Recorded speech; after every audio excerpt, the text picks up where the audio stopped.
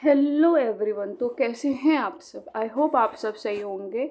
तो मैं आप लोगों को बताना चाहती हूँ जो इस चैनल पे मैं एनसीईआरटी के चार्ट्स यूनिट वाइज लाने वाली हूँ और एनसीईआरटी के डायग्राम्स बायो के वो भी यूनिट वाइज लाने वाली हूँ विद इन 5 मिनट्स, जिससे आप लोगों को 5 मिनट के अंदर एक यूनिट का चार्ट याद हो जाएगा और एक यूनिट के डायग्राम्स भी याद हो जाएंगे, जिससे आप लोगों को बहुत ही आसानी होगी रिकॉल करने में।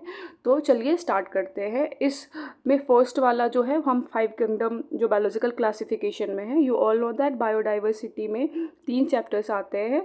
पहला biological classification, second plant kingdom and third animal kingdom. तो मैं बता दूँ 3 या 4 चार्ट्स हैं, मैं तीनों 4 चार्ट्स को एक्सप्लेन करने वाली हूँ इसमें। तो फर्स्ट जो 5 किंगडम वाला जो है, 5 किंगडम वाला जो चार्ट्स है उसमें कैरेक्टर जो है वो हाँ 1 2 3 4 5 कैरेक्टर्स है।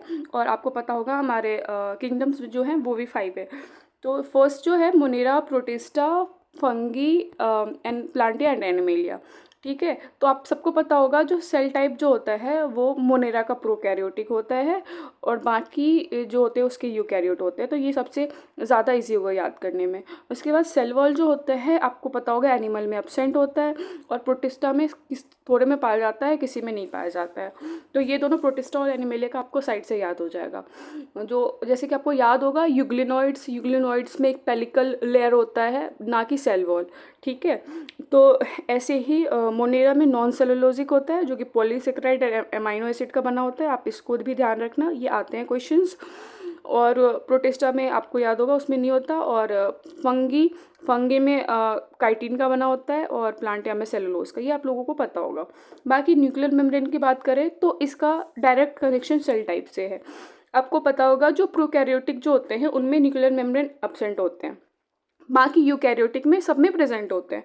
तो प्रोटिस्टा, फंगी, प्लांटिया एंड मेलिया चारों में क्या होगा, न्यूक्लियर मेम्ब्रेन प्रेजेंट होंगे। वैसे ही हम अगर बॉडी ऑर्गेनाइजेशन की बात करें तो बॉडी ऑर्गेनाइजेशन में मोनेरा, प्रोटिस्टा, फंगी, प्लांटिया, एनिमेलिया। तो मोनेरा और प्रोटिस्टा जो है वो सेलुलर लेवल का होगा। ठीक है, और फंगी जो होगा वो लूज टिश्यू का होगा।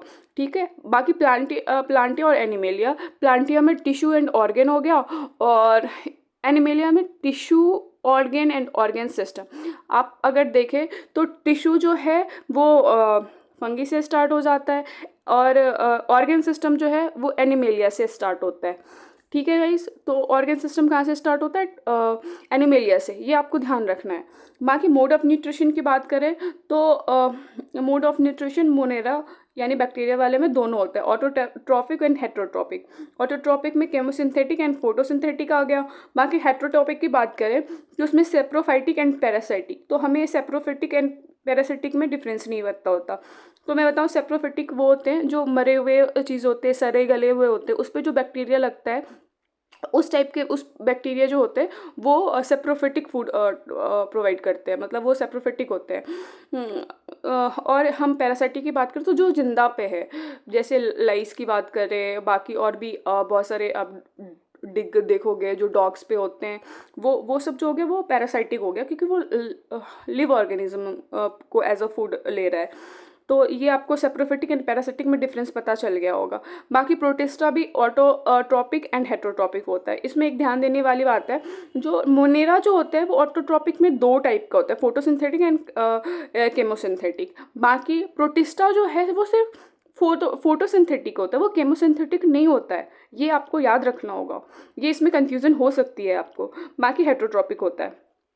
और क्या बोलते हैं, फंगी जो हेट्रोट्रॉपिक में क्लियर नहीं किया गया है सिप्रोफिटिक पैरासिटिक का, तो वो आपको ध्यान नहीं रखना। बाकी फंगी में अगर आप देखोगे तो इसमें सिप्रोफिटिक पैरासिटिक दिया गया है, तो आप इसका भी ध्यान रखो। जो फंगी और मोनेरा दोनों जो होता है वो सेप्रोफिटिक एंड पैरासिटिक दोनों टाइप के न्यूट्रिशन वो लेते हैं।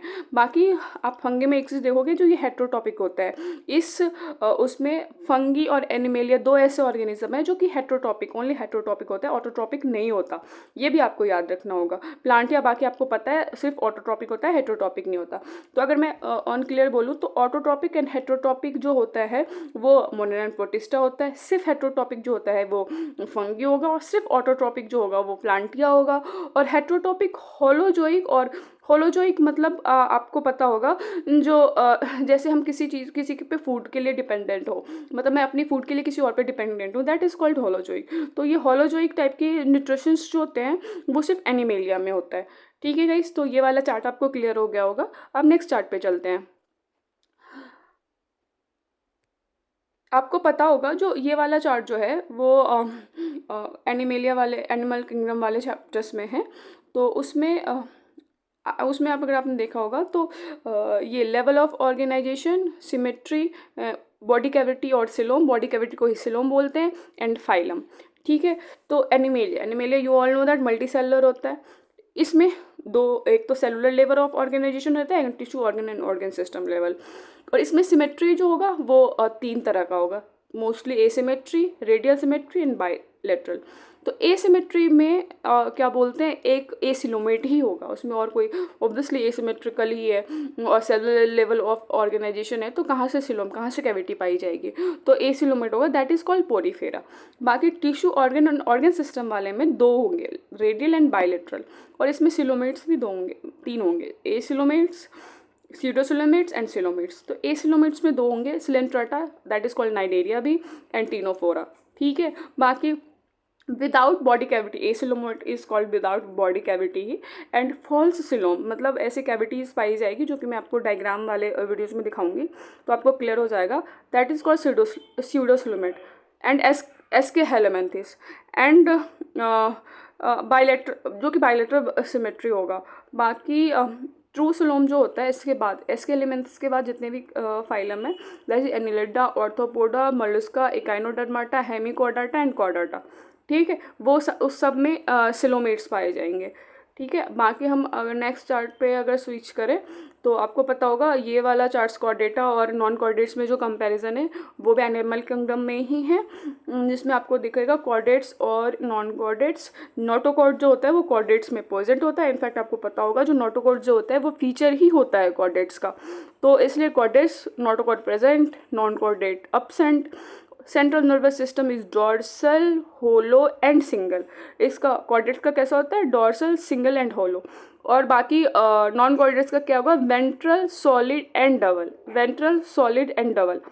Pharynx perforated bye Gill slit, इसमें कॉर्डेट्स में गिल स्लिट प्रेजेंट होता है। बाकी नॉन कॉर्डेट्स में गिल स्लिट क्या होता है, अब्सेंट होता है। Heart is ventral, heart is dorsal if present, because you all know that non chordates में बहुत सारे में हर्ट्स प्रेजेंट नहीं होता, स्टार्टिंग के जो फाइलम होते हैं उसमें। तो इसे इसमें दिया हुआ है इफ प्रेजेंट, मतलब लास्ट वाले में जो एम्फीबिया वगैरह से जो आ जाता है उसमें प्रेजेंट होता है, तो वो इसीलिए इसमें इफ प्रेजेंट दिया हुआ है। Then post anal part tail is present, chordates में पोस्ट एनाल पार्ट टेल जो होता है वो प्रेजेंट होता है, बाकी पोस्ट एनाल टेल अब्सेंट होता है नॉन कॉर्डेट्स में। अगर हम नेक्स्ट चार्ट पे जाएं तो आपको मैं ये चार्ट्स के बारे में बताना चाहूँगी।